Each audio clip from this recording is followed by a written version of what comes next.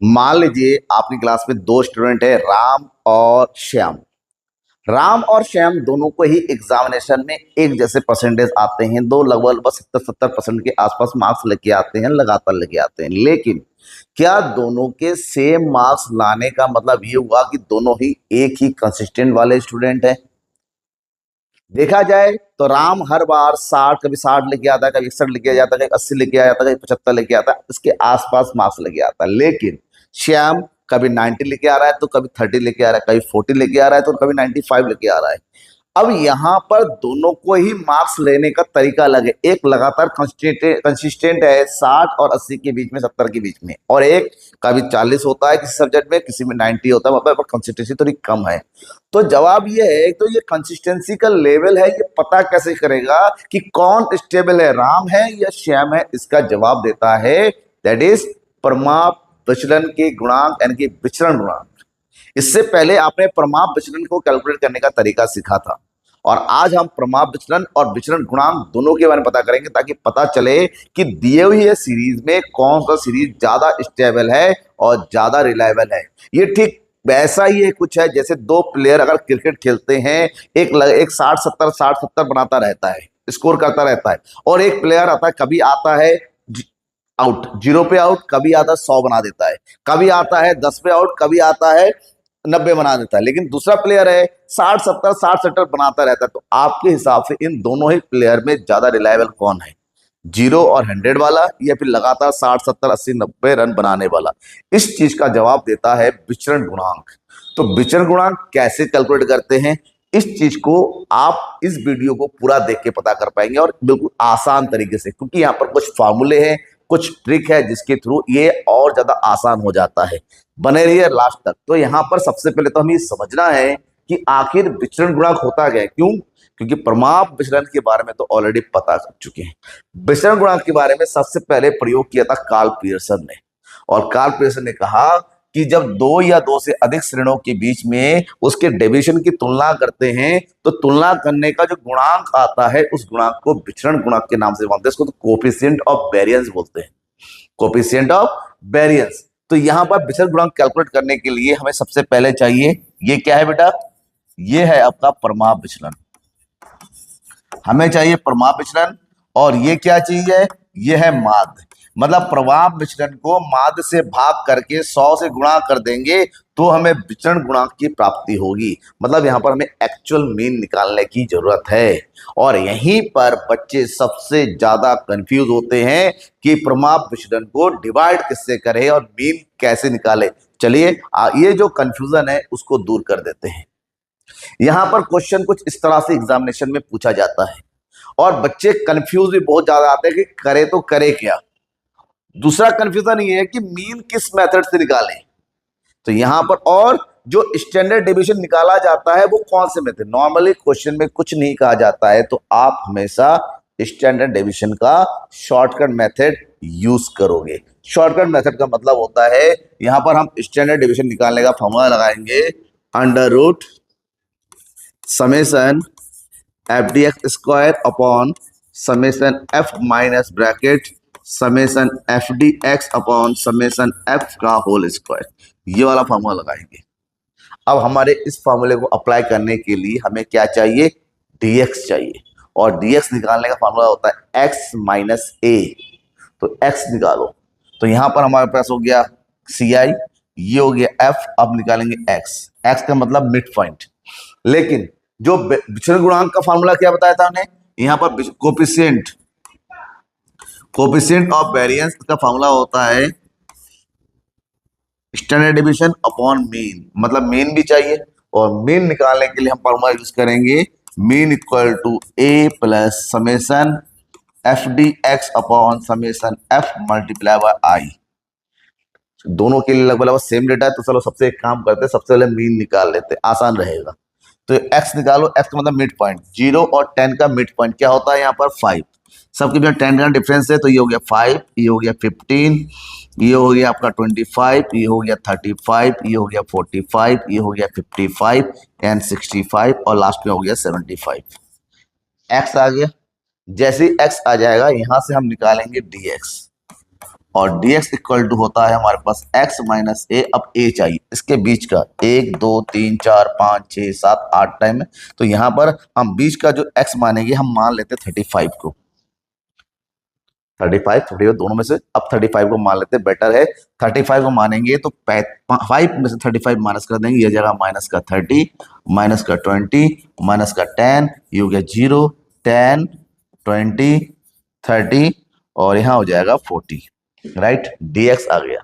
जैसे dx आ जाता है हमें चाहिए क्या चीज, dx आ गया, हमें यहाँ चाहिए d डैश x। तो d डैश x का मतलब होता है dx अपॉन i, और i यहाँ पर है 10 क्लास इंटरवल का डिफरेंस। तो कितना हो जाएगा यहाँ पर, माइनस का 3, 10 से डिवाइड करेंगे, माइनस का 2 माइनस का 1 0 1 2 3 एंड 4। अब निकालो F D dash x, F D dash x, तो यहां पर एफ हो गया, ये एफ डी डैश एक्स हो गया, मल्टीप्लाई कर दोगे, ये हो गया 10 3 जा 30, यहाँ हो जाएगा 5 2 जा 10, 15 2 जा 30, यहाँ हो जाएगा 25 बन जा 25, यहाँ हो जाएगा 0 10 बन जा 10 10 2 जा 20, यहाँ हो गया 5 3 जा 15 और यहाँ हो जाएगा 0। सम टोटल करना है एफ डी डैश एक्स, कितना जाएगा, इन तीनों का टोटल करेंगे, ये हो जाएगा 5 3 3 6 7 8 माइनस का 85, यहाँ टोटल करो तो कितना हो जाएगा 5 2 3 4, तो 85 में से 45 माइनस कर दोगे 0, ये हो गया 4 माइनस का 40 हो गया। समेसन एफ चाहिए होता है, इसका टोटल समेसन एफ ऐड करो, कितना जाएगा 5 5 10 5 15 5 20, ये हो गया 3 4 5 6 7 8 9 10 100 100 हो गया। वैल्यू रख दो। हमें सबसे पहले क्या निकालना है, मीन निकालना है। चलो भाई मीन निकाल लेते हैं, इसको हटा देते हैं यहाँ से। ठीक है, समझ में आ रहा है ना, ये सबसे ज्यादा इजीएस्ट मेथड है, बने रहेंगी तो आसान हो जाएगा। अब उठा के यहाँ फॉर्मूला रख दो। हमारे पास ए हमने निकाल लिया है, ए हमारे पास कितना है 35 35, समेसन एफ डी डैश हो गया माइनस का 40, समेसन एफ हो गया 100 और ये हो गया 10, 0 से 0 कट गया तो यहाँ हो जाएगा 35 प्लस माइनस माइनस 10 से 0 कट गया, ये हो गया 4। तो ये हमारे पास जो मीन हो गया ना वो हो गया कितना 31, ये हो गया हमारा पहला स्टेप, मीन निकाल लिया। अब हमें स्टैंडर्ड डेविएशन भी चाहिए, स्टैंडर्ड डेविएशन का यूज इसी के साथ कर लेंगे।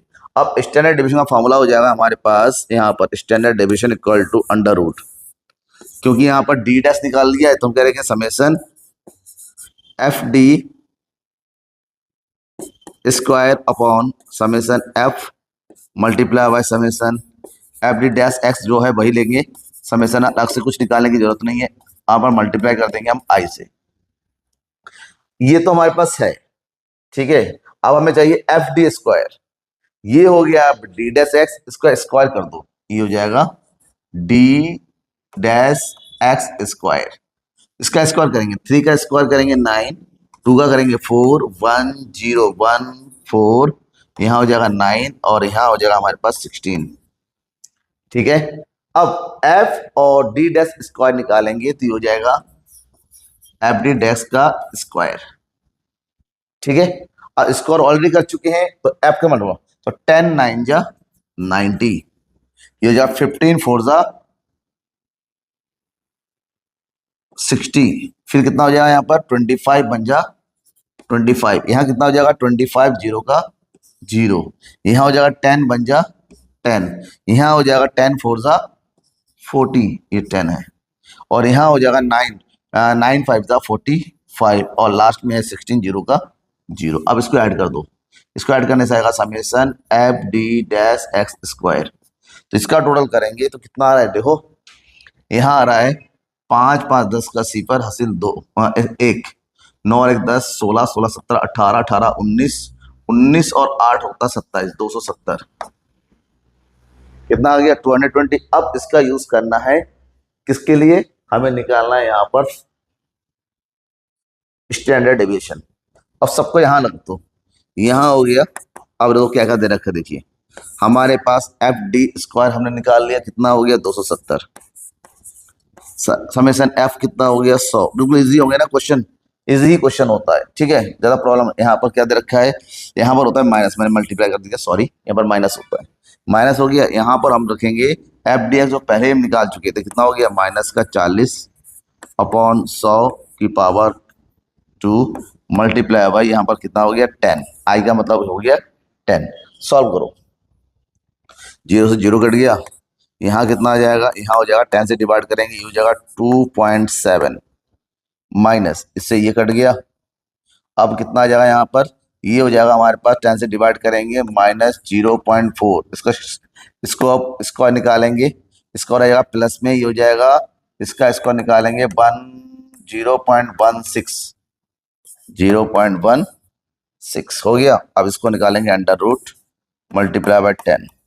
अब इन दोनों को मल्टीप्लाई कर माइनस कर दो, तो यहाँ से माइनस कर देंगे 2.7 0.16 कितना बचेगा बेटा, 0 से 6 गया 4, यहाँ बचेगा 6 में से 1 गया 5, यहाँ बचेगा कितना 2, ये हो गया हमारे पास 2.54 का अंडर रूट। जो भी आएगा उसको 10 से मल्टीप्लाई कर देंगे। 2.54 का अंडर रूट निकालना है। चलो अंडर रूट निकालते हैं, ठीक है। इसको थोड़ा उधर हटा देता हूं मैं, यहाँ पर इसकी जरूरत नहीं है अब 2.54 का अंडर रूट निकालेंगे। कैसे निकालेंगे, मैंने बताया था 2.54 ये हो गया अंडर रूट, इसका जोड़ा पूरा बन गया, इसका कुछ नहीं बना, तो ये हो गया 1 से डिवाइड होगा, 1 बन जा 1, और जो 1 है यहाँ पर ऐड कर दो, 1 और 1 2, यहाँ पर बचेगा रिमेंडिंग 1, पॉइंट उठा के यहाँ चला जाएगा, यहाँ बचेगा 5 4। 2 के आगे एक नंबर बताना है, वो नंबर जिससे डिवाइड कर सके। 2 के आगे अगर 7 बढ़ाएंगे 7 दूनी 14, 7 दूनी ज्यादा हो जाता है, 6 बढ़ाएंगे 6 36, 6 दूनी 12 ज्यादा हो जाता है, तो हम बढ़ा सकते हैं यहाँ पर 5 बढ़ा के देखते कितना होता है, 5 पंजे 25, 5 2 10, 2 12 हो गया। जो 5 यहाँ पर ऐड कर दो, 5 + 10 हो गया 3, यहाँ बचेगा 14 में से 5 गया 9, यहाँ बचेगा कितना 2, पॉइंट ऑलरेडी लगा था, हम 2 0 बढ़ा सकते हैं, बढ़ा दो, यहाँ 3 9 टाइम चला जाएगा, 9 9 जा 81, 9 3 जा 27, कितना बचेगा, यहाँ बचेगा 9, यहाँ बचेगा 9 में से 8 गया 1, यहाँ बचेगा कितना 1, इसके आधे से कम है, तो यही हमारा हो गया आंसर। मतलब यहाँ पर square root 1.59 multiply by 10, multiply कर देंगे आंसर आ जाएगा 15.9। ये हो गया हमारे पास स्टैंडर्ड डेविएशन। लेकिन हमें स्टैंडर्ड डेविएशन के साथ साथ एक चीज और कहा गया है, कोफिशिएंट ऑफ वेरिएंस। इसको हटा दूं ना मैं यहाँ पर, चलो रहने देता है, यहाँ पर निकालते हैं। हमें निकालना है कोफिशिएंट ऑफ वेरिएंस, ये होता है standard deviation divided by mean. Standard deviation हमने निकाला 15.9 और मीन निकाला हुआ है हमने 31। 31 से 15.9 को डिवाइड कर दो, और डिवाइड करने का तरीका समझो, ये हो जाएगा 31 डिवाइडेड 15.9, होगा नहीं, पॉइंट यहाँ पर लेके आ गए, अब 159 हो गया। कितनी बार जा सकता है, 5 टाइम, 5 1 जा 5, 5 3 जा 15, कितना बचेगा 4, पॉइंट लगा हुआ 0 बढ़ाओ। कितनी बार जाएगा 1 टाइम, 31 1 जा 31, कितना बचेगा 9, पॉइंट लगा हुआ 0 बढ़ा दो। कितनी बार जा सकता है, 3 टाइम, 3 3 9 ज्यादा होता है 4 टाइम, तो यहाँ पर 4 टाइम करेंगे, 4 1 जा 4 ज्यादा हो 2 टाइम 62, बचा कितना 8, यहाँ पर बचेगा कितना 2, आधा से ज्यादा है तो इसको राउंड अप कर दो 0.513, ये हो गया हमारा आंसर 0.513, ये हो गया कोफिशिएंट ऑफ वेरिएशन। ठीक है, coefficient of variation, coefficient of variation जितना ज्यादा होगा तो हमें बताता है कि जो आइटम्स है वो बहुत ज्यादा स्कैटर्ड है, मीन से वो बहुत ज्यादा दूर दूर फैले हुए हैं, और ये जितना कम होगा इसका मतलब होता है कि हमारा ये आइटम उतना ही ज्यादा रिलायबल है, स्टेबल है। ठीक है, समझ में आ गया। तो इस तरीके से इसको कैलकुलेट करते हैं। आने वाले इस वीडियो को अगर आपने समझ लिया, इसका मतलब आगे आने वाले इस सीरीज में जो भी सीरीज मिलेगा आप तुरंत निकाल के बता सकते हैं कौन सा सीरीज ज्यादा स्टेबल है और कौन सा नहीं है। बिल्कुल इजी मेथड है, इजी तरीका है। अगर यहाँ पर भी आपको कोई डाउट रह जाता है, बस आपको एक ही काम करना है, कमेंट बॉक्स में लिख के बताना है कि क्या डाउट है, क्योंकि आने वाले टाइम में हम कुछ टॉपिक और पढ़ेंगे जो हमारे बची हुई है, कोरिलेशन वगैरह, कोरिलेशन और इंडेक्स नंबर। ठीक है, उसके बाद एक सिलसिला शुरू होगा रियल लाइफ इकोनॉमिक्स को समझने का। आपको मेरा साथ देने की जरूरत है। सब्सक्राइब कर लीजिए, लाइक करके और शेयर जरूर कर दीजिएगा। Thank you.